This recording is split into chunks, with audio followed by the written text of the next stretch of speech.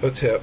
This is Brother Amin Ra again, doing a post, and this one here would be on communication. And in a lot of my conversations as of late with anyone that I've talked with, we always speak of communication being the key and foundation of any type of relationship in life, whether it's friendship, monogamous relationships, polygamous relationships, business relationships, whatever. I don't care if it's just a relationship between you and a dog or a cat you have. There still has to be some type of lines of communication open in order for the other individual to be able to understand what's going on and what's being communicated. One of the main reasons why I'm posting this is because of the fact I've been noticing, especially these days, that a lot of individuals do whatever they can in their personal relationships not to communicate with people. We're using texting and cell phone or texting and other type of things to actually push us away from the art and way of communication. You know, I mean, look at it like this.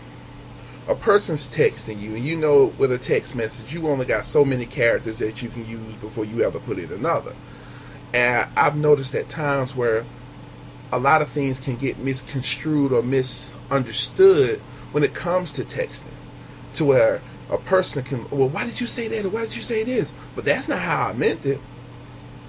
Basically, what I'm saying is it would be much more simplistic to communicate having a conversation with that person, verbal, ear to ear.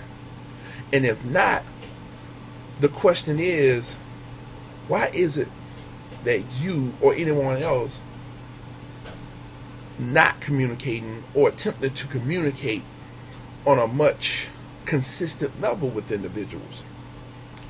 And I have discovered that a lot of times, a lot of us don't know how to communicate. We've been taught in our younger lives that when someone does something or says something, there's law. Most often the parents. Parent tells you do this and do that and blah blah this and blah blah blah. And most often, if you coming from a certain generation in the past, if you were young, you didn't say shit. You weren't allowed to say anything. You were just supposed to do whatever was communicated to you, and that was it. No questions asked, blah blah blah this and blah blah blah that. Now that was law, and a lot of those people coming back from those times will say, well, that's how it is. That's how it's supposed to be. No, that was stuff that was communicated to us through slavery. You know, because the ancient ancestors didn't conduct themselves in that way, and there's evidence showing that they did. Okay, some of them, okay, we know some of our ancestors or whatever weren't the best. Okay, got that. However, there was some that had a very balanced way of communication, tribally, communally, or whatever, you know.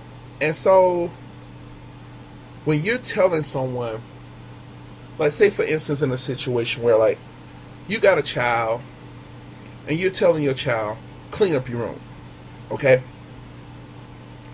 Most often, when you're telling a young child to do something, they wish to know why they are doing it. And a lot of grown-ups would take it as the child questioning their authority. Most often, it's not the child questioning their authority. The child wishes to know, what is the significance and importance of me doing this particular thing? They just wish to know. So we get shut down. Well, because I said so. Okay. Now, we could be better individuals when it comes to communication if, when the why comes, we explain to them the importance of cleaning. The importance of cleaning up the room is basically so you can find all your stuff whenever you wish to look for it. that you won't come into your room, which is now turned into a hazard, and you trip over and bust your neck because you got belts and clothes and jeans and stuff everywhere. Plus, when you're keeping a lot of trash in your room, that aids in allowing bugs and other little critters to be able to hide in your room at will, and you could pretty much create a home or a haven for negativity. I've been taught a lot of times that metaphysically, that to keep something exclusively out of order all the time reflects a misorder or disorder within the mind of the individual. A child mind is cluttered because they're attempting to do everything they can to learn, right? So everything is cluttered.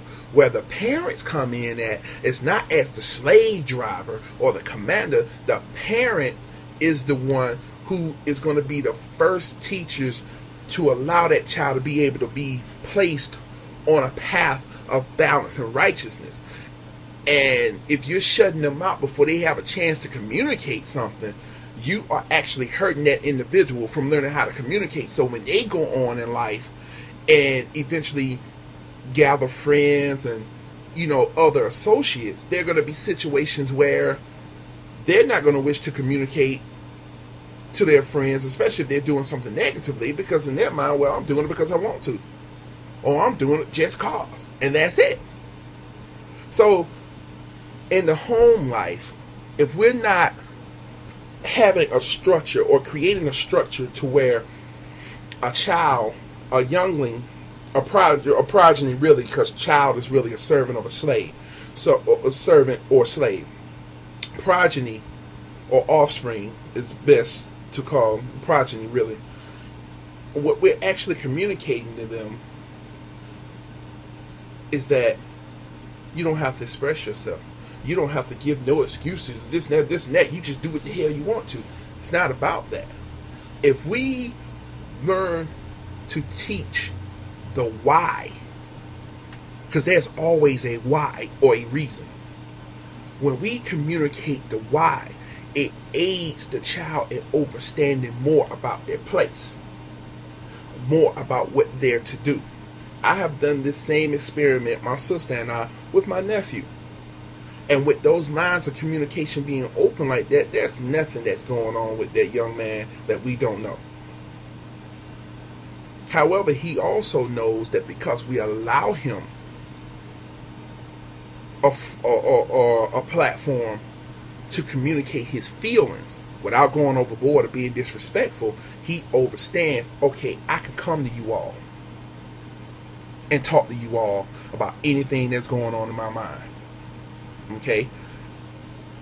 I can talk and communicate even the so-called not most important of things, because you've already opened a platform and a forum for me to be able to come and do that. It's just that simple.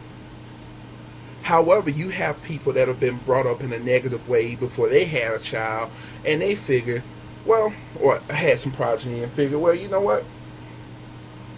I don't give a damn about what you say. Just do what I say because I said so.